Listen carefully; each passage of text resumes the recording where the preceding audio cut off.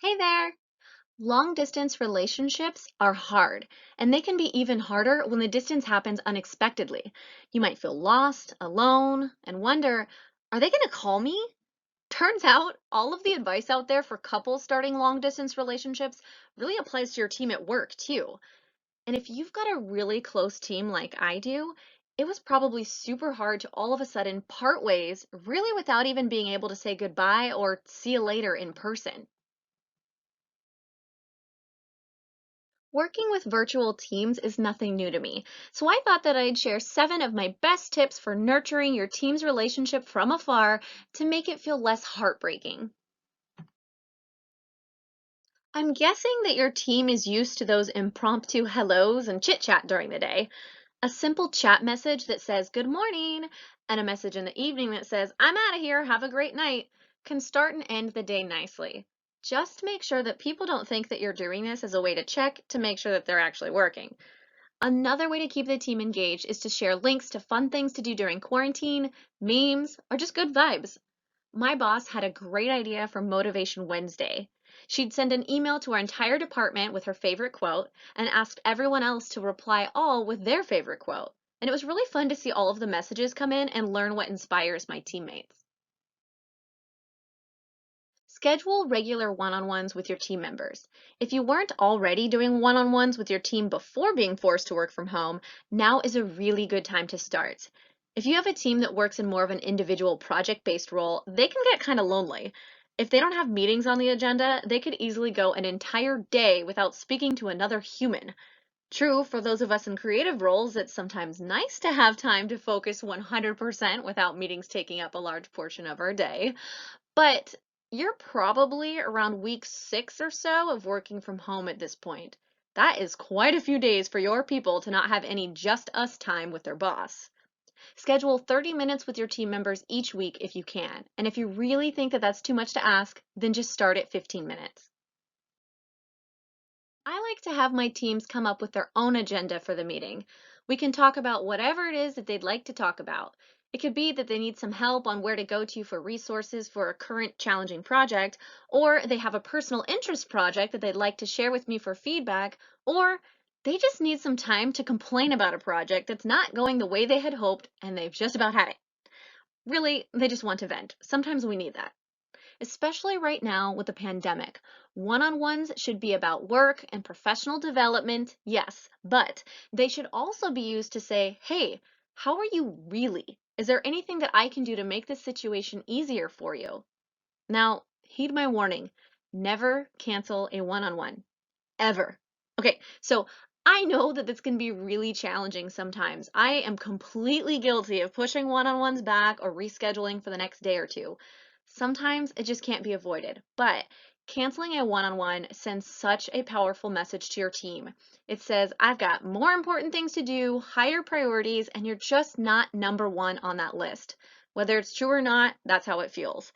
People are usually pretty understanding, and I know I've been on both sides of this many times.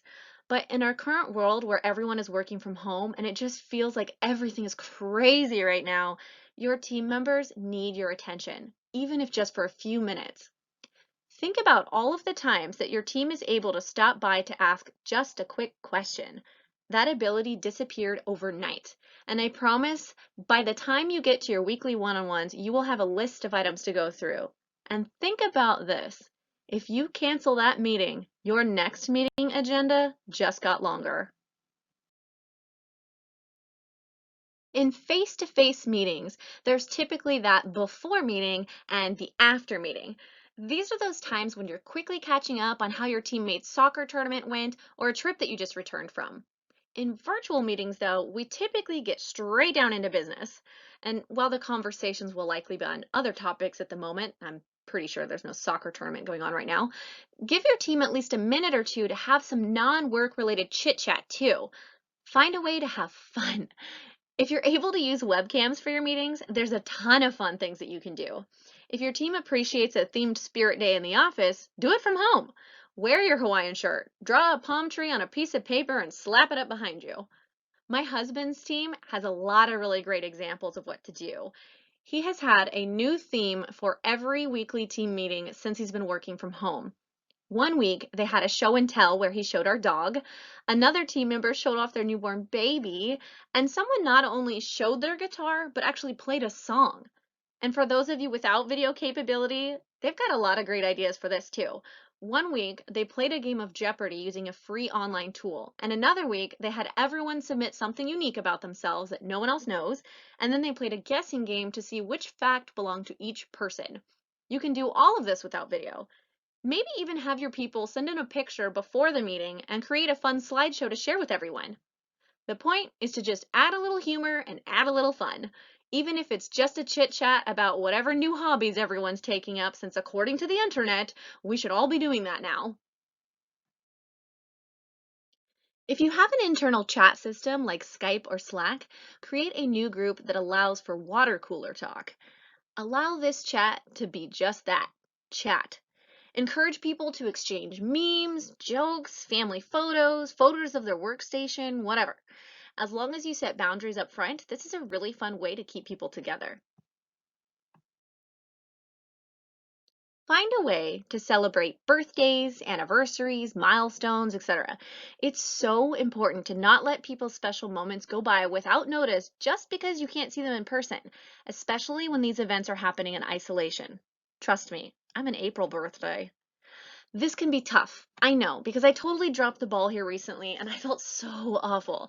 I didn't even know how that happened because I even put these dates on my calendar.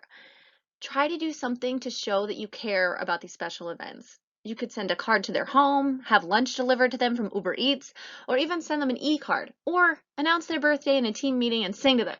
I'm sure they would love that last one. My husband's boss sent him a case of beer and a bottle of wine just to show that he's appreciated, which I surely appreciated. Your team members might be using their personal cell phone as their business phone right now, and this means that they probably have this on them at all times. But don't take advantage of this. Make sure that you're setting boundaries so that you and your team do not begin answering calls or responding to text messages late at night or on the weekends.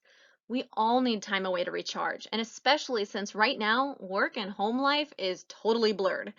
Only call during work hours and only use text messages for those urgent matters. Make standards clear. This way, everyone knows what to expect. Now, being responsive to phone calls, emails, and chat messages is, of course, always important, but with remote employees, it's even more important. Respond as quickly as you can, and at the very least, let that person know that you've received their question and you're looking into it, or that you got the information, but you need a day or two to think about it. Otherwise, your team may feel out of sight, out of mind. And if you're a frequent flyer with those quick question text messages, I'm talking to you with this next one. Don't send your team a message late at night that says, "Do you have a minute?" Instead, tell them what you want or what your specific question is.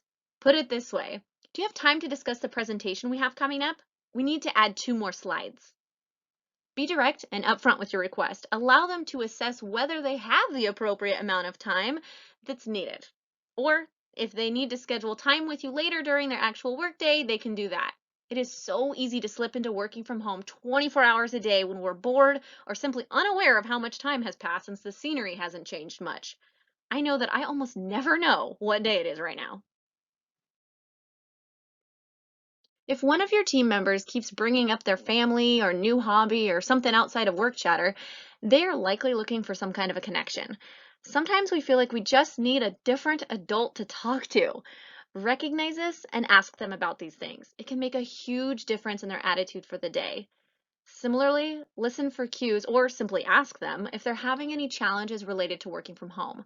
You can help them assess their work environment and provide them with tips for creating a better work environment.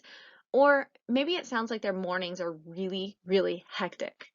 If this works for your line of business, consider chatting with them about making some temporary schedule adjustments. That will make work much easier for them and, in the end, much easier for you too.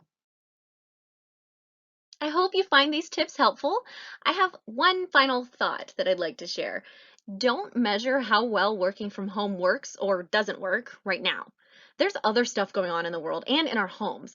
These times are really not a great measure of how well your team can handle long distance relationships. Just do your best to show love to your team. Bye now.